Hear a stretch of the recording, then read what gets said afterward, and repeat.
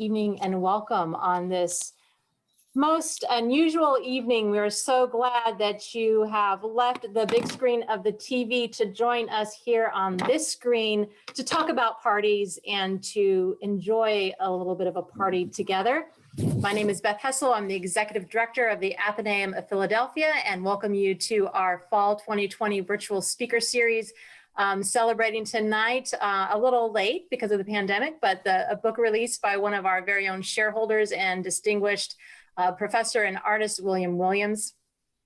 And on our screen, you can see also Tess Galen, our events coordinator extraordinaire, who makes everything run smoothly, and Senia Nouriel, who is the Jensen Bryan curator at the Print Center. And we're so glad you are here as well. We are, if you're new to the Athenaeum, we host these speaker series virtually and in person when we are able to, as places where we may explore, interrogate, and engage history, culture, literature, and the arts with some of our most creative and dynamic thinkers and writers and artists. So it's a delight to be here with each of you this evening at our virtual party. Most of you probably know Zoom by now, but I want to remind you that down at the bottom, you'll see both a Q&A and a chat button. And anytime during this talk tonight, while Professor Williams is giving his talk, if a question comes to you or after during the Q&A time, please type it in either the Q&A or the chat. And I will moderate those questions following, because unfortunately we can't hear your voices or see you. So that will be our way of getting the questions out, and we look forward to that.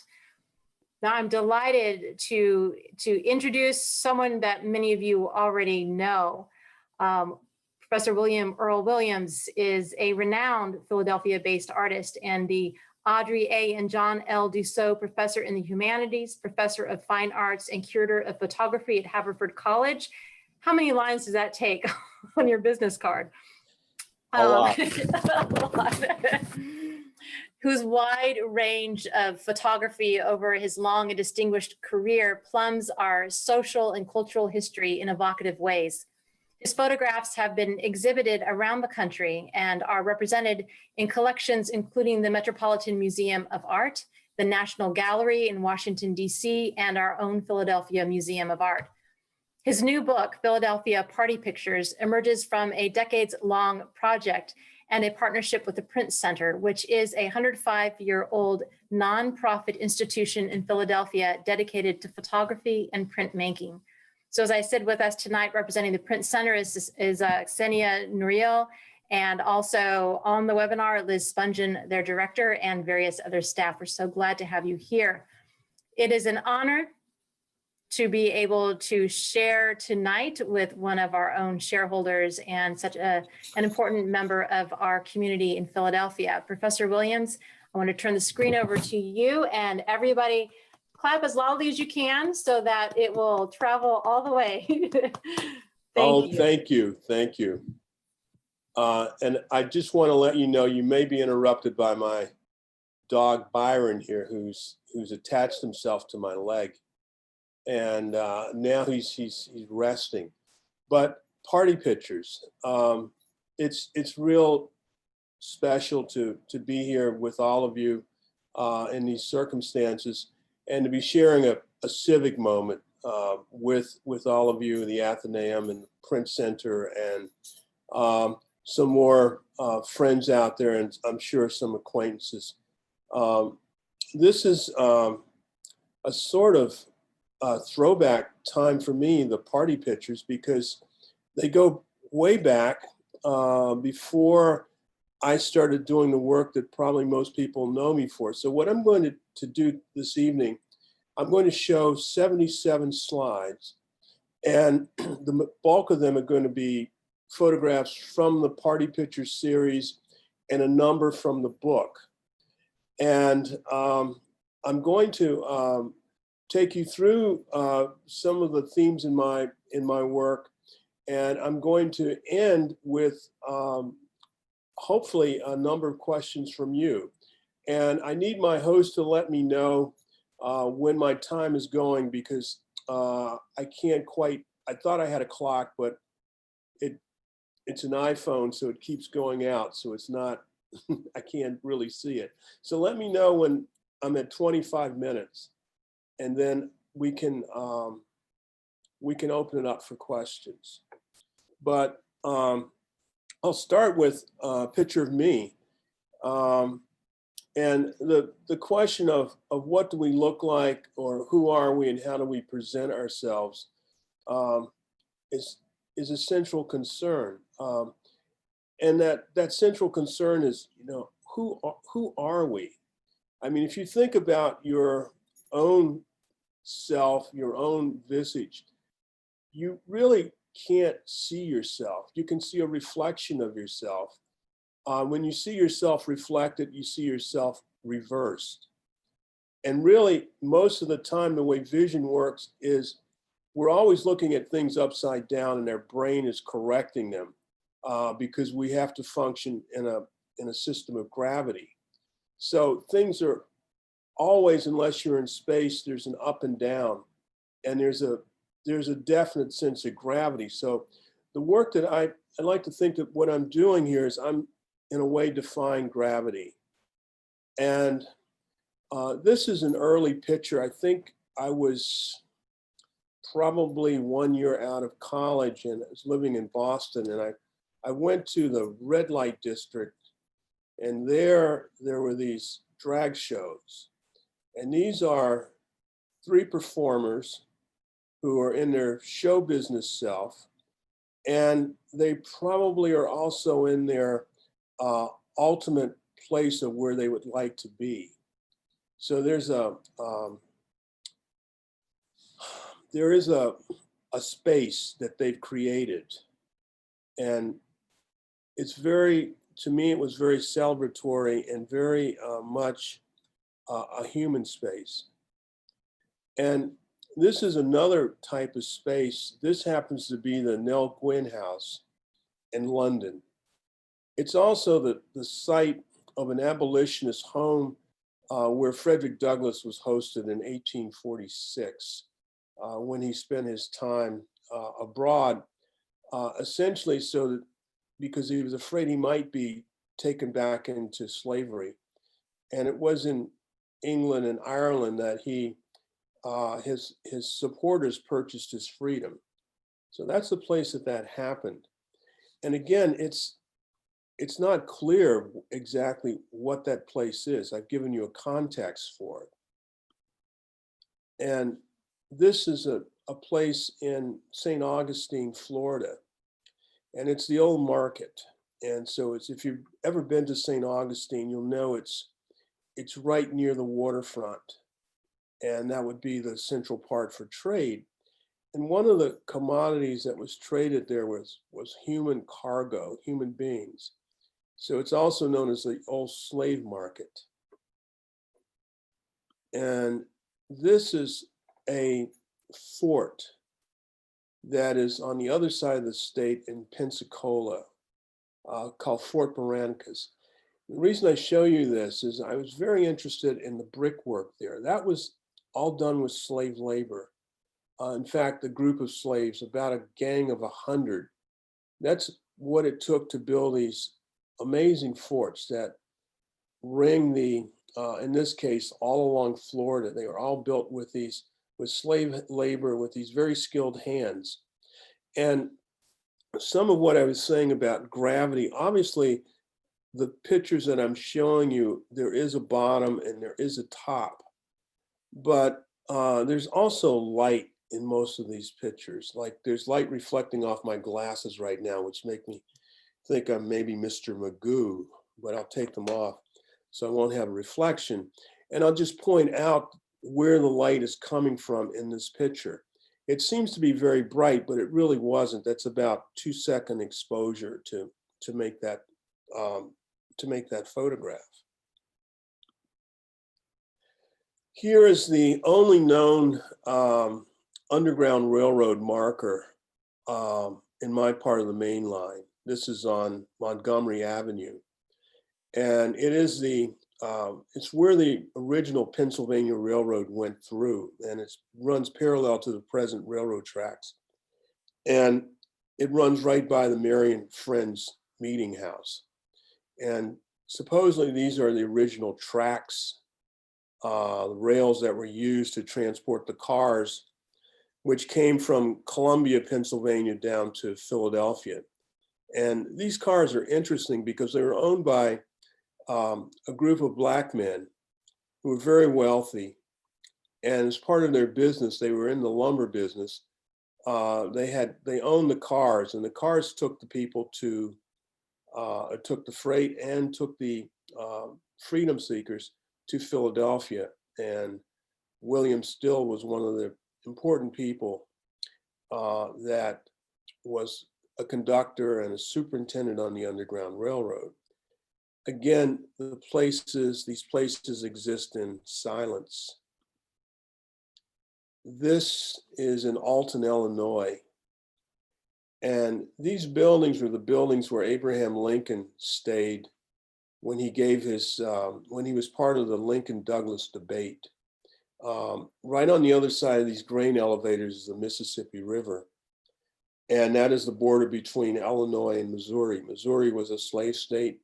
Illinois was a free state. So right in that roadway there, that was a pathway on the Underground Railroad. And this used to be the place where a church was that was very important on the Underground Railroad. And the conductor was a woman named Mary Meacham, who was the wife of the pastor of the church there. Today, this is a sort of parking lot that's part of the St. Louis baseball stadium. And there were a series of streets that ran through where the parking lot is now. Those streets have now been obliterated. And so it was very hard to find this place. And that's another, I think, part of my work is I like to explore and find things. And this is a place that I found when I started working on the Civil War battlefields. And I started at Gettysburg. And this is one of the very first pictures I took in 1986. And 1986 is important because it was in preparation for the sesquicentennial of the battle, which would have been in 1989, which would have been a centennial for photography, which was announced in 1839. So there's a lot going on in that years.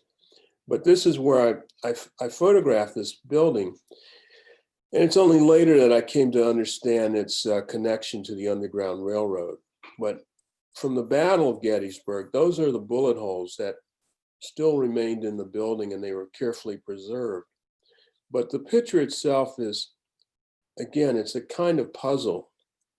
Like this part of the building looks as though it's really out in that field, but it isn't. It's continuous part of the building. And it looks so peaceful there today, or at least when I took the picture. But if you were there during the battle, July 1, 2, 3, and 4, you would have been surrounded by literally tens of thousands of people, dead or dying. So the photographs present one thing, they present one aspect of reality, but there's a whole nother set of realities that go on, and a set of gravities that push us one way or the other in these kinds of photographs. Now, party pictures is very different than commemorating or looking at Black Civil War soldiers. This is one here is for Wesley J. And this cemetery is right next to Oxford University, which is one of the oldest historic Black colleges in the country. It also has a little church there, a little chapel, which was a major station on the Underground Railroad.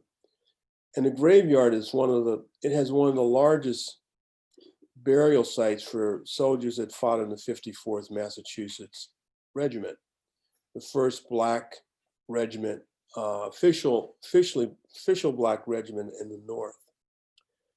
And this man was very lucky that he survived the war and he lived for some time after it.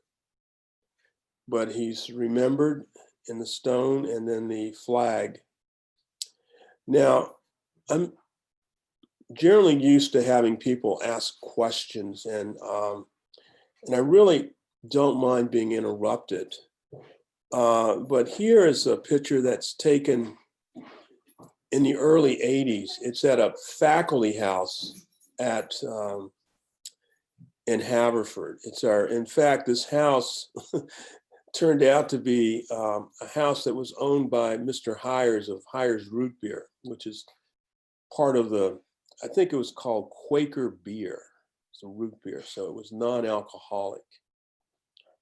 And this is one of my mentors at Haverford, Lewis Green, who's an astronomer and a physicist, and he's explaining how the moon works. Literally, this idea of gravity, he's explaining how gravity pulls the planets into their orbits, it keeps them into their orbits. And it was very delightful evening.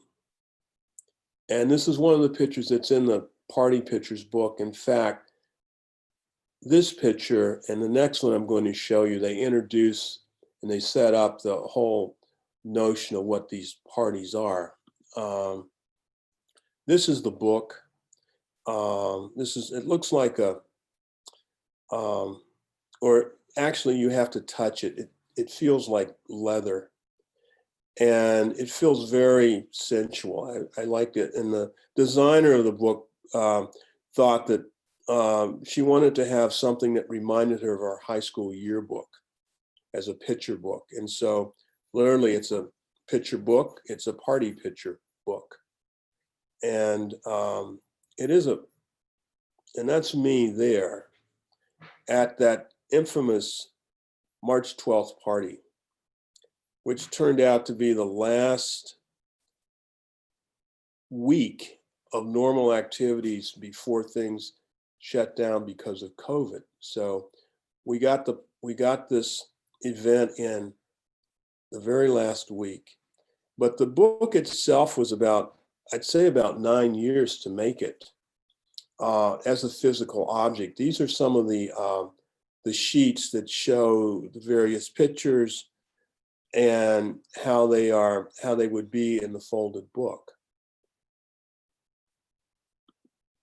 And here's the other picture, Lewis Green on one side, the Haverford professor, and here is Walter Annenberg, the publishing magnate and media mogul and philanthropist.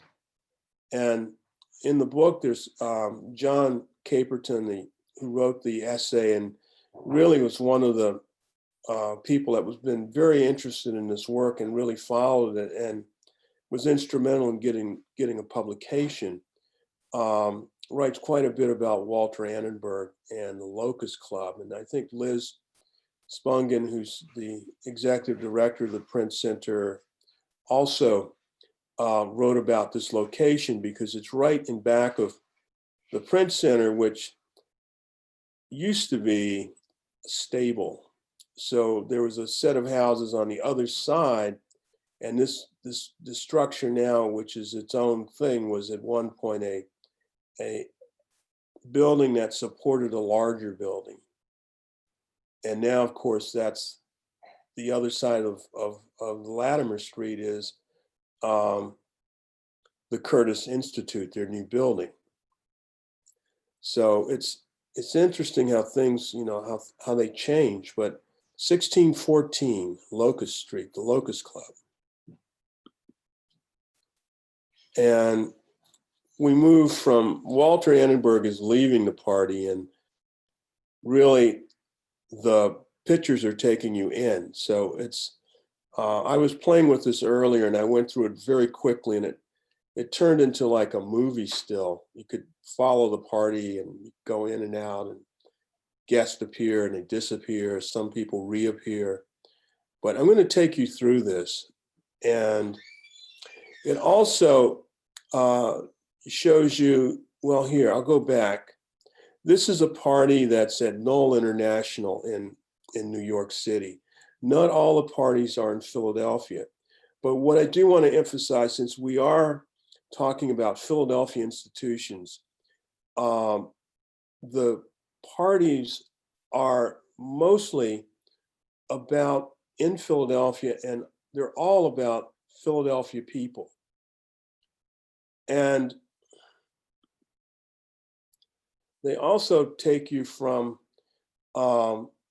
really fancy parties to the opening picture that I showed you of the people who were in the club, and they were portraying their ideal selves. Now, this is one of Henri David's, or this is one of the parties that he sponsors each year. It's called Henri David's Halloween. And so it's a place where people from all sections of Philadelphia come, and they come to be the person or persona that they would most like to be. And so that's what you're looking at there. And here's on the other side for the artsy people, this is the ICA annual benefit parties. And in either case, people are very involved with each other. And they're also involved in themselves. And so these photographs are taken, unlike the earlier pictures that I was showing you that I do now. These pictures are taken with a flash, and they're taken in a way that the people that are being photographed aren't necessarily aware that they're being photographed. And so, and also they're very intimate in that I'm very close to most of the people that are in the pictures. This particular image, this one is very interesting because my Haverford neighbor, Martha Armstrong, who is a painter, that's her that's her painting. And that's at the Locust Club. And this is another party. Somehow I did a lot of parties, photographed a lot of parties at the Locust Club. And again, I think if you knew folks, I'm sorry that this is getting in the way here, but I guess that's okay if it doesn't bother anyone.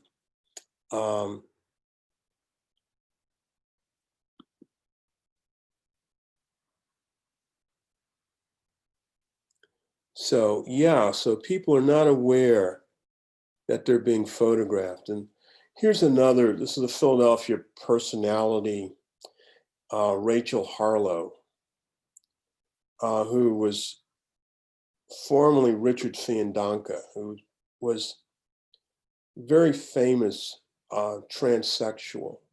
There's a difference between transgender people and then transsexual people. Transsexual people actually have their physical parts changed to conform with their gender outward expression. So this is Rachel Harlow at probably her most beautiful, certainly here. And then it's set up between the older person and then, of course, Rachel. So there's a dialogue there between young and old, and the person who's, wise and, and experienced, and then the younger person, which again, I think that's what we all at some point become. We're young and then we get older. I shouldn't say we get older, we get old. So there, we get old.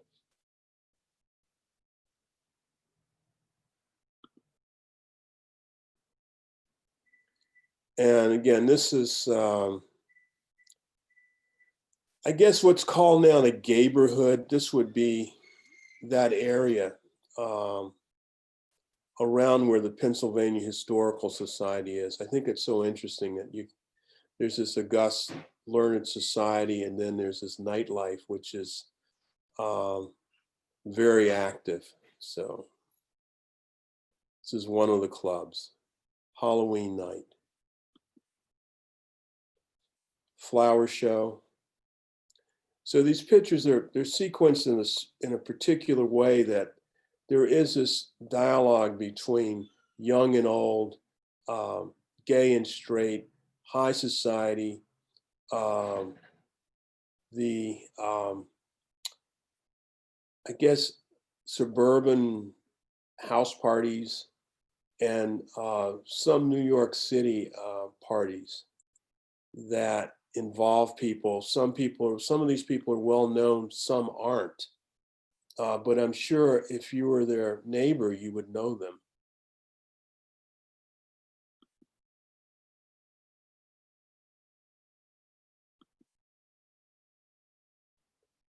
There's Brooke Shields when she was at Princeton, and she's here at the Philadelphia Museum of Art. There is Lenore Annenberg. There is the TV personality Nancy Glass. And then here's everyone else that's there, and they are photographing these people as they're on the grand staircase. So I was positioned behind everyone.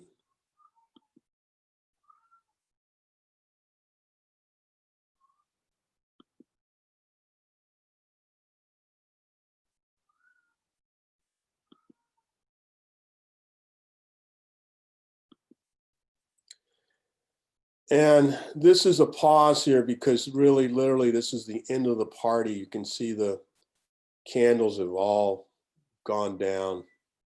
The lights are getting ready to be turned up. I mean, that's an interesting thing in parties. When the party's over, they turn the lights up. They say, get out of here. So that's the moment just before the lights get turned up. And this is a place, I went to these are hairdressers, and there was this convention, but these people are all from Philadelphia, and they invited me to come along to the Roseland Ballroom.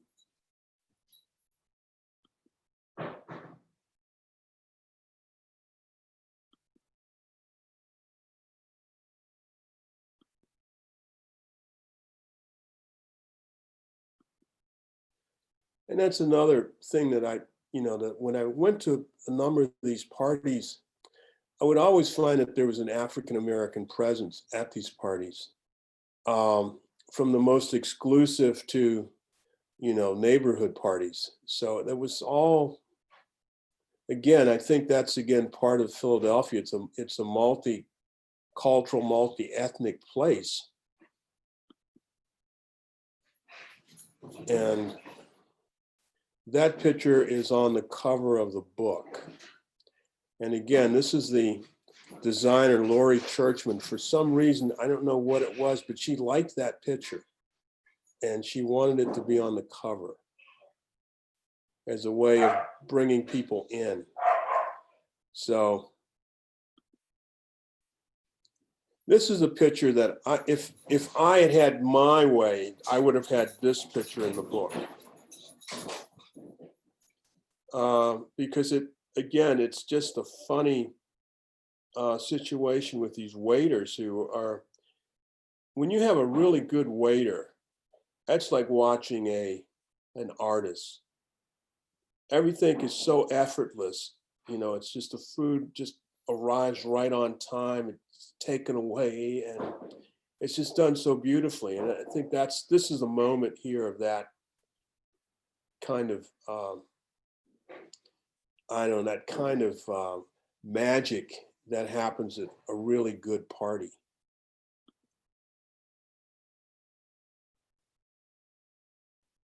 And we're speaking about Walter Annenberg. Well, one of his major philanthropies is the University of Pennsylvania. So this is one of the benefit parties at the Annenberg Center. And of course, the party that sets off the Philadelphia social season is the Academy Ball. I found this lady so interesting because she wore a tiara. I saw very few people attending the Academy Ball with a tiara, but this lady had one. So,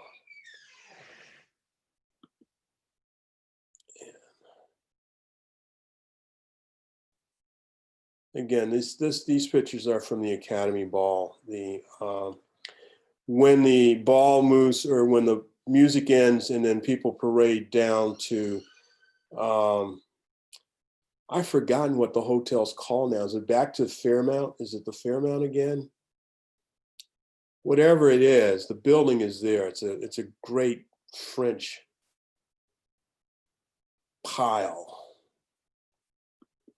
The Fairmount, the Bellevue Stratford. Here, this is inside the Academy of Music. More of the Academy of Music.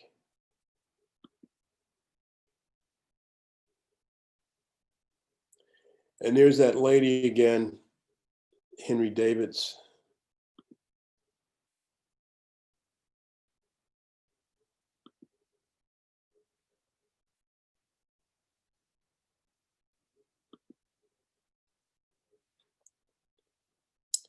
This is the Metropolitan Museum. I believe this lady was a soap opera actress. I think I just can't recall, but there she is in the, I don't know, the great hall that leads to the Cleopatra's Needle. I think that's where that was.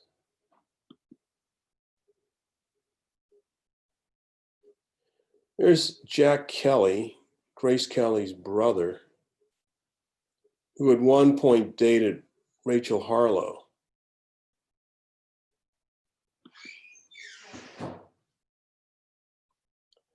And this is another one of these wonderful illusions, like that man's hand is not that big.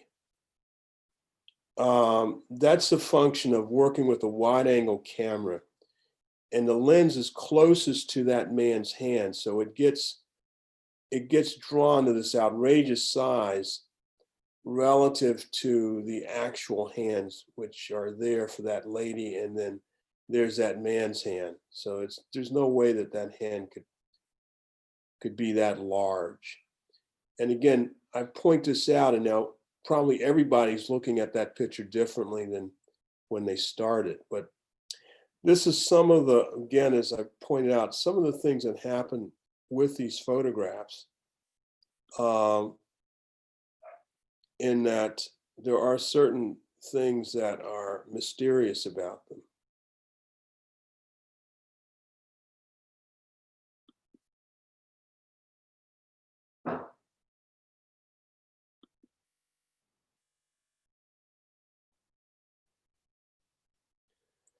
Sometimes you wonder, what are these people talking about?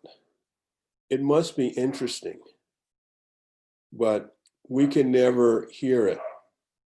And I can't recall it for you because I can't remember it. Okay. My timer's going off. Do I still have more time? Okay.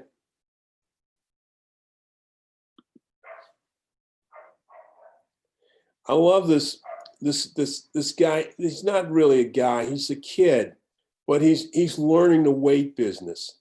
I would think by now he's totally suave and, everything. He knows everything. But here he's learning the trade. They've got him way in the back where he can't do any damage, but he can observe how the pros do it. I just love his expression. And of course, this is the pro, Mr. Sinatra.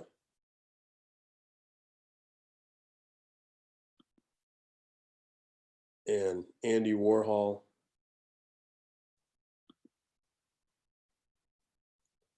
Andy Warhol and his portrait by Jamie Wyeth.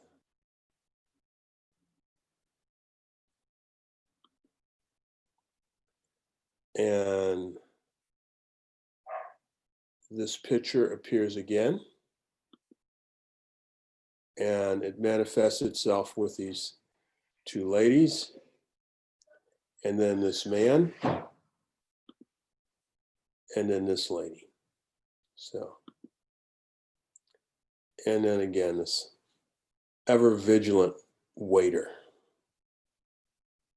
I found when I went to these parties, like the best way to photograph them was to get to know the people who were the waiters and the doormen, and just strike up a conversation. And then it's through that it's amazing. Like they would tell you where to stand, or they would let you know when something is going to happen, and you could be ready for it. And so I found that it's very interesting, the way all of these things, the way the parties are constructed to provide an atmosphere for really lots of social interactions.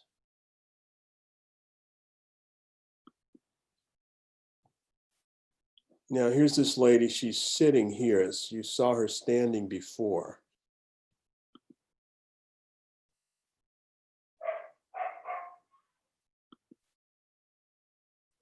Now, this was one of the parties that I was really interested in Philadelphia, was with a bodybuilding contest. I used to go to any bodybuilding contest I could get to, I would go to. And this is one of the Mr. Universe contests, Arnold Schwarzenegger. This is when he was making the transition from being a bodybuilder to being a movie star. But his transition was happening in Philadelphia. So this lady here is one of the bodybuilders, but she's also a fan. I mean, look at that expression. That's intense.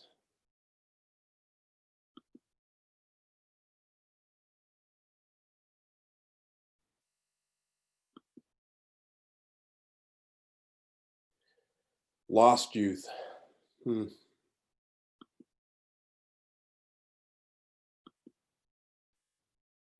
And this picture, this one, I believe, is towards the end.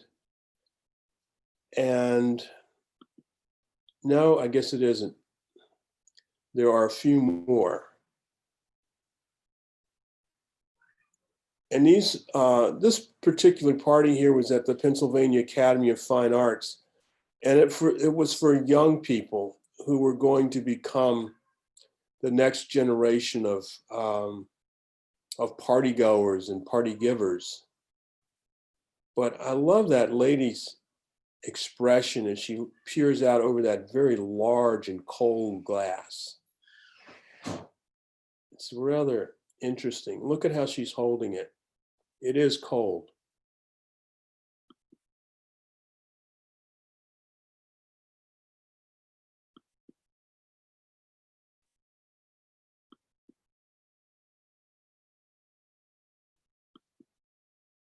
Now,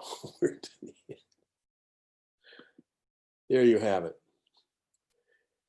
So if you'd like to see more of the party pictures or more of the work that I'm involved with, you can just go to williamearlewilliams.com. And then for the print center, where the party pictures book is, you can just click on that and it will take you to where the book is available. Now, I did not choose this color here because it's Halloween. I chose it instead because I thought it would be a nice bright color for showing the pictures. So it's merely a coincidence. This is not Halloween themed. It's a Thanksgiving theme. How about that? Yes, a fall thing. Fall theme. Squashes, boards, leaves falling, all the things that make us happy in the fall, and think about wonderful parties and the time when we'll be able to do that again. Thank you so much. This has just been wonderful seeing these images, and we have some questions coming in. So are you ready to field them? I'm ready. All right. Our first one. Many photos have the high contrast flash construct, hearkening to earlier photojournalism that captures the unexpected moment. How deliberate might that effect be? Oh, it's very it's very much part of the picture. But the one thing that's different from those other pictures is that the flash is not on the camera. I'm directing where the light is to go. And so I pick out things that I think are interesting. The other thing about those pictures is that, as I was saying during the presentation, is that they're unposed. And so they're also that I can't really see what is in front of the camera. I can only guess because it's dark. And so they're unposed. They're also unfocused. So they're not focused at all. I use this idea of depth of field. And so the depth of field is set at f16 or f22. And everything between, say, 5 feet and 6 feet is in focus.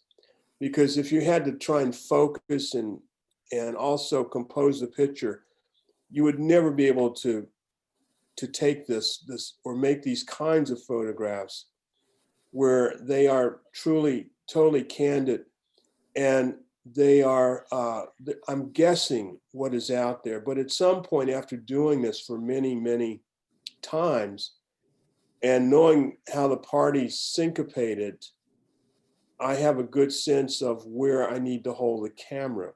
The camera is also not one that's held up to your eye, it's waist level. So I would have the camera there someplace and then the flash, to up or down or someplace like that. So that's why they look that way. And they're also black and white photographs. So they're abstractions of the situation. And also people tend to wear black and white since a lot of these parties are formal. And even if they're not formal, you generally will go with a solid color.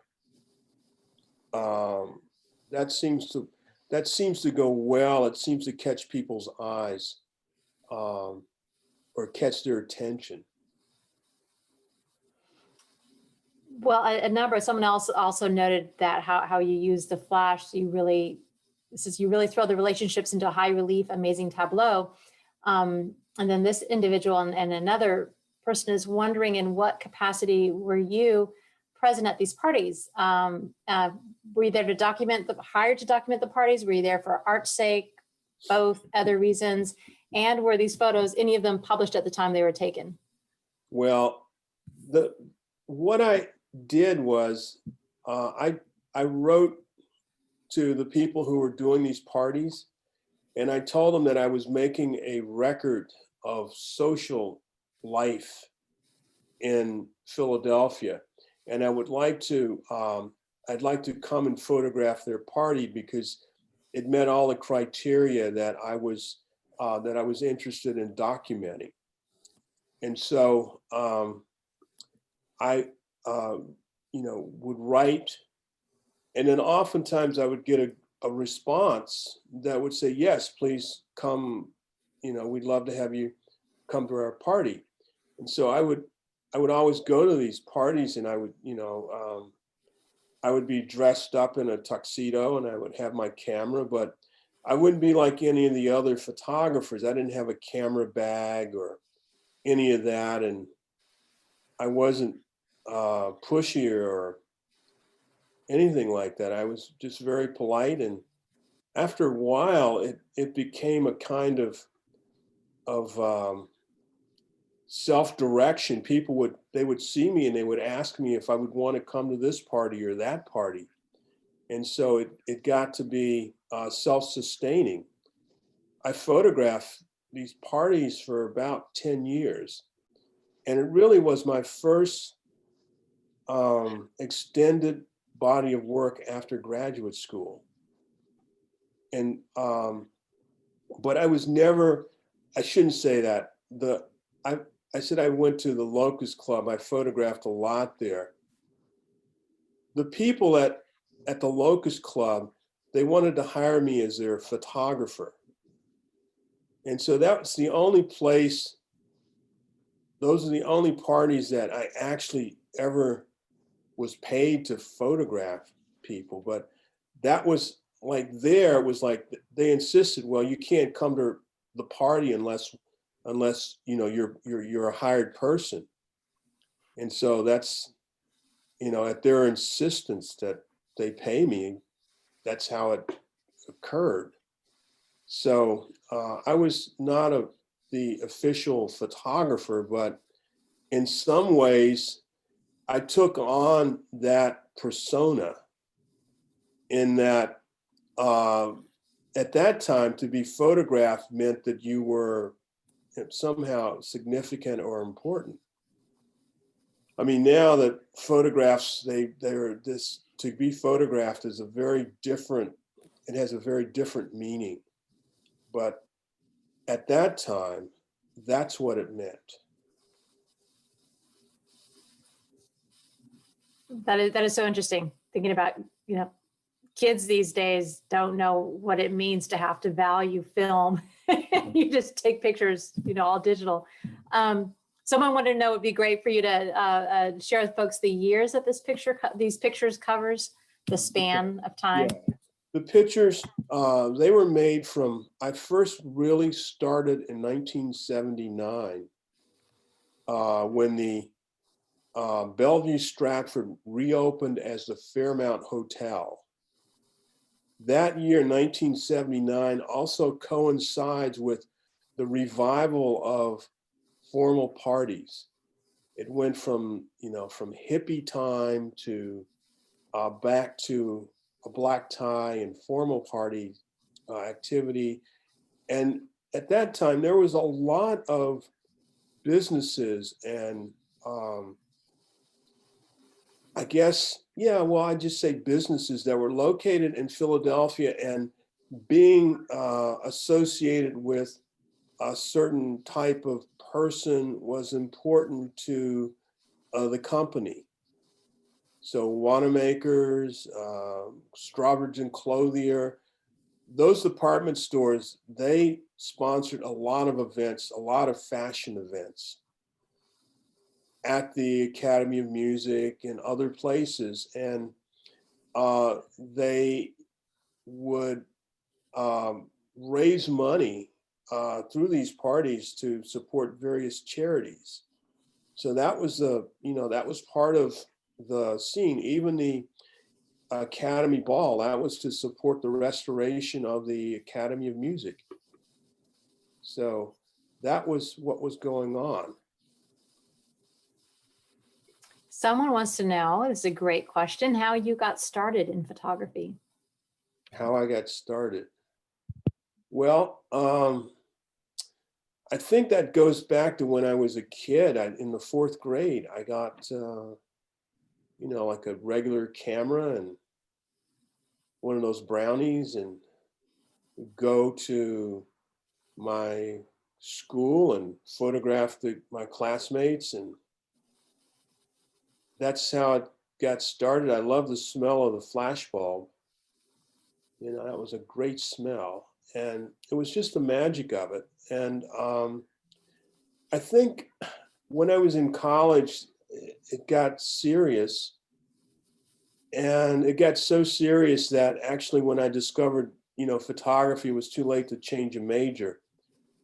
And so actually, I'm very grateful I didn't change my major to like a fine arts major or something like that. I was a history major. And so that's really being learning a historical method and research, and actually thinking about where your pictures are situated in time was very important in terms of how I developed as an artist.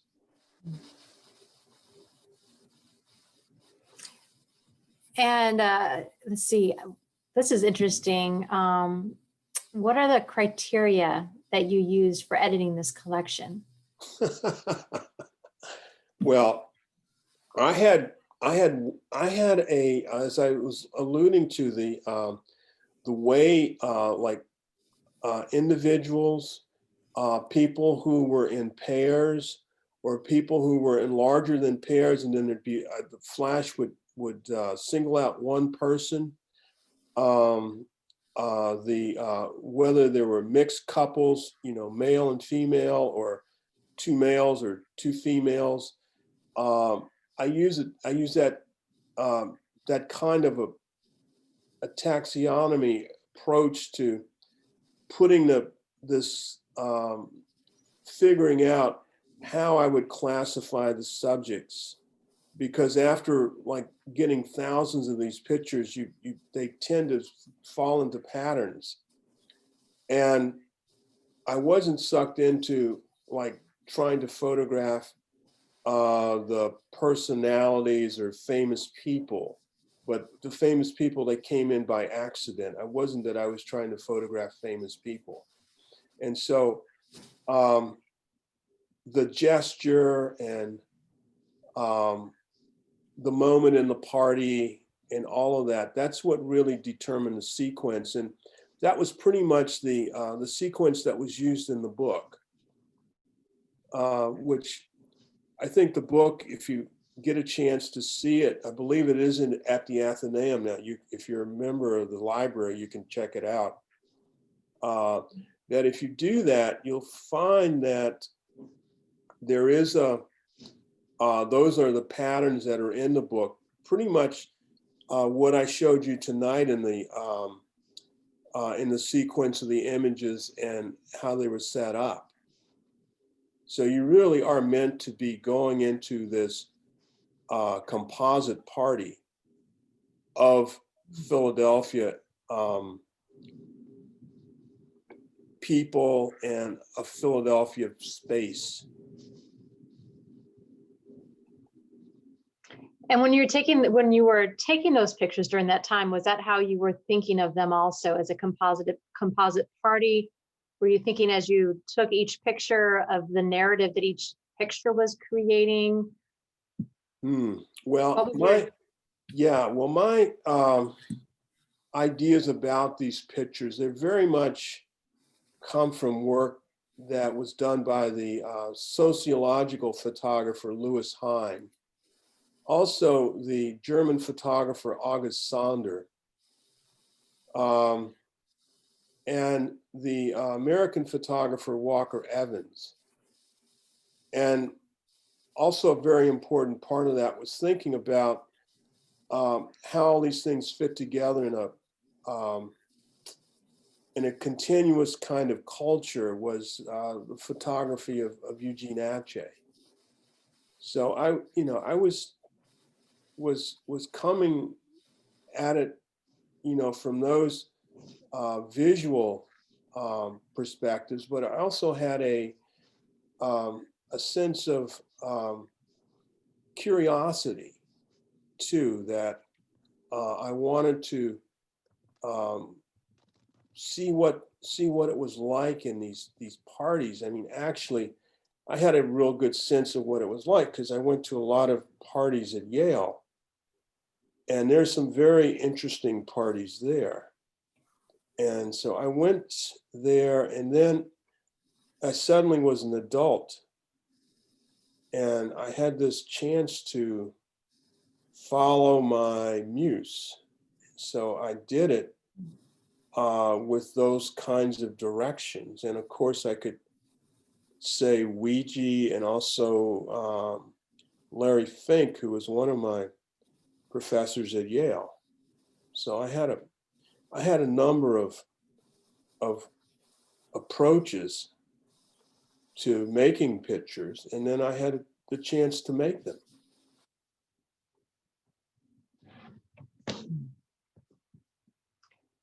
So I want to ask you one last question, and then I'm going to throw it to Cinia for asking a question. I thought this was kind of an interesting one. Are you tempted to revisit taking party pictures in the era of coronavirus, and what would those parties be like?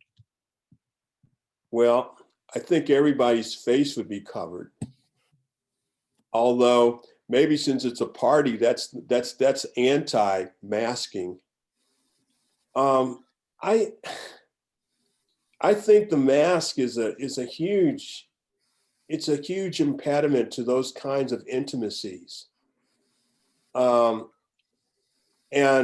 I think about like our last party at the Print Center, where we kept social distances and there were no handshakes or kissing or any of that kind of stuff. But that was, and that was that was before mask. I can't really imagine being able to do any of these things in a contemporary sense. It's just not physically possible. And so in this time of the coronavirus, our whole social sense is being readjusted. I think that's part of like why everyone is so anxious and so kind of nervous about what to do. Like I step outside my social bubble and I'm afraid. So I haven't really gone much of anywhere. I can't imagine going to a party and doing any of the things that we saw the photographs of. So in a way, those photographs are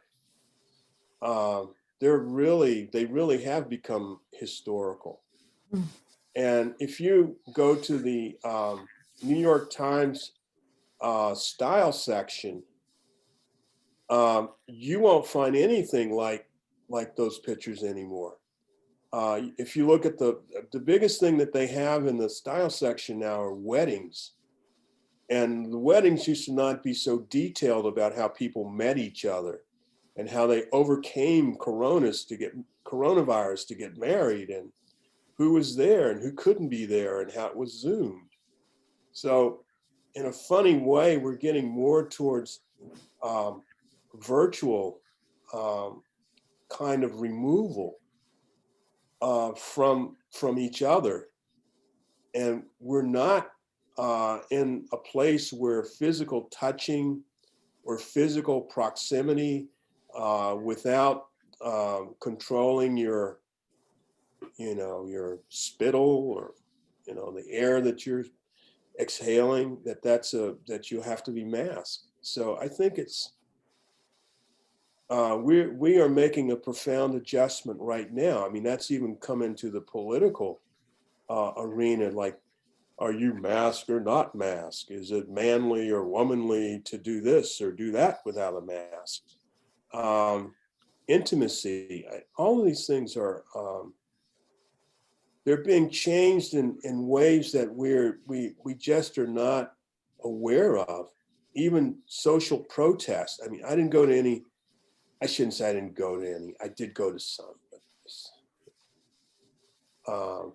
but that whole sense of, again, like if you're in your civic spaces, people are they're guarded. So I think it's making all of us a little crazy. How do we readjust since we've all been brought up to be social, to be.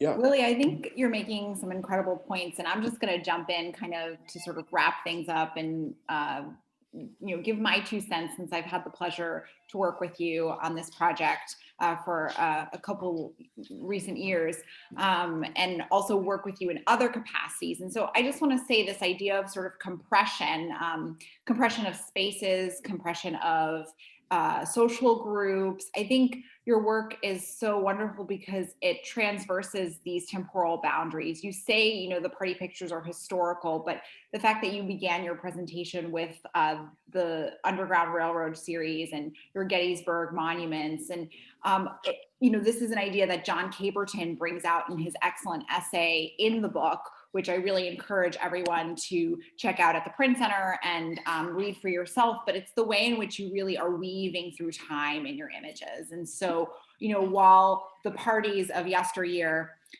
may be very distant memories to some of us, I think your work brings them alive yet again, and in new and innovative ways for new generations. And as the Print Center, we had really hoped the book would act as not just an homage to this series of yours, but truly a document and a legacy for and of Philadelphia, that future generations could look back at these images and understand a deeper history, a social history driven by details and costume and jewelry and makeup and social cues that will increase our understanding of the complexities of the, socioeconomic and racial makeup of this really, truly incredible city, of which, the Athenaeum is a building block. So I couldn't think of a better